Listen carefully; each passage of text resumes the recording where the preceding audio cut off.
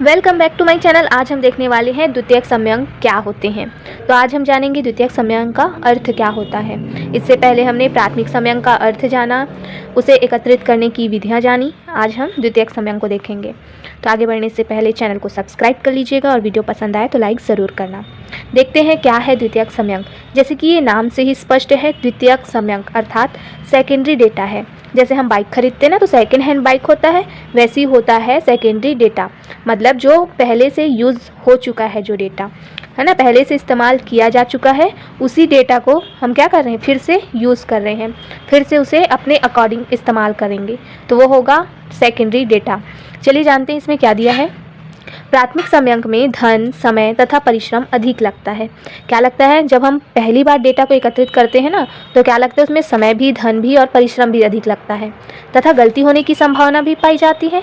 इसीलिए इन व्ययों व गलतियों से बचने के लिए हम क्या करते हैं, द्वितीयक समयांक का सहारा लेते हैं। और इस प्रकार के संकलन में पहले से किए गए आंकड़ों तथा सूचनाओं का उपयोग किया जाता है। क्या किया जाता है, पहले से एकत्र किए गए जो आंकड़े हैं, जो सूचना है, उसका हम इस्तेमाल करते हैं। तो क्या कहलाएगा, क्या होगा, सेकेंडरी डेटा। सरल शब्दों में अगर देखें तो द्वितीयक समयांक से आशय ऐसे समयांकों से होता है जो पहले से ही किसी व्यक्ति, संस्था अथवा सरकार द्वारा एकत्रित किए हुए होते हैं। मतलब पहले से ही क्या होता है, कोई व्यक्ति उसे एकत्रित कर चुका होता है, उसका यूज़ भी कर चुका होता है, उसी डेटा को हम क्या करते हैं, हम भी इस्तेमाल करते हैं, तो वो होता है सेकेंडरी डेटा तथा उनका पुनः उपयोग किया जा रहा है। संक्षेप में एक बार संकलित सामग्री का पुनः उपयोग होने पर वह द्वितीयक समयांक कहलाता है। तो यहाँ से आपको स्पष्ट हो जाएगा कि एक बार जो डेटा एकत्रित की गई है, उसका जब फिर से यूज़ करते हैं ना, फिर से उसका उपयोग करते हैं, तो वो कहलाता है द्वितीयक समयांक।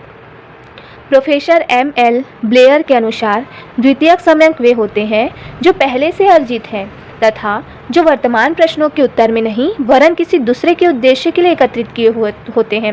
मतलब कोई दूसरा अगर इसे एकत्रित कर रहा है तो वो अपने हिसाब से किया होगा, है ना, अपने प्रश्नों के उत्तर के लिए इसे क्या किया होगा, यूज़ किया होगा ना, इसको एकत्रित किया होगा। अब हमको अपने हिसाब से इसे यूज़ करना है, तो ये सामग्री समाचार पत्र, पत्रिका अथवा व्यापारिक पत्रों में विद्यमान होती है और ऐसे समयांकों का प्रयोग तैयार सामग्री की तरह किया जाता है। अब देखते हैं आगे क्या दिया है। देखिए, द्वितीयक समयांक या सामग्री के स्रोत कहाँ से होते हैं, मतलब कहाँ से ये हमें प्राप्त हो पाते हैं। तो एक तो होता है प्रकाशिक समयांक, है ना, जो किसी समाचार पत्रों में क्या किया हो, प्रकाशित किया हो और वहाँ से हम डेटा क्या कर रहे हैं, अपने इस्तेमाल के लिए यूज़ कर रहे हैं। और दूसरा होता है अप्रकाशित समयांक। तो आगे हम जानेंगे प्रकाशिक समयांक के स्रोत क्या है ना, कहाँ कहाँ से हम ले सकते हैं डेटा। तो प्रकाशिक समयांकों के स्रोत के बारे में जानेंगे। चलिए देखते हैं।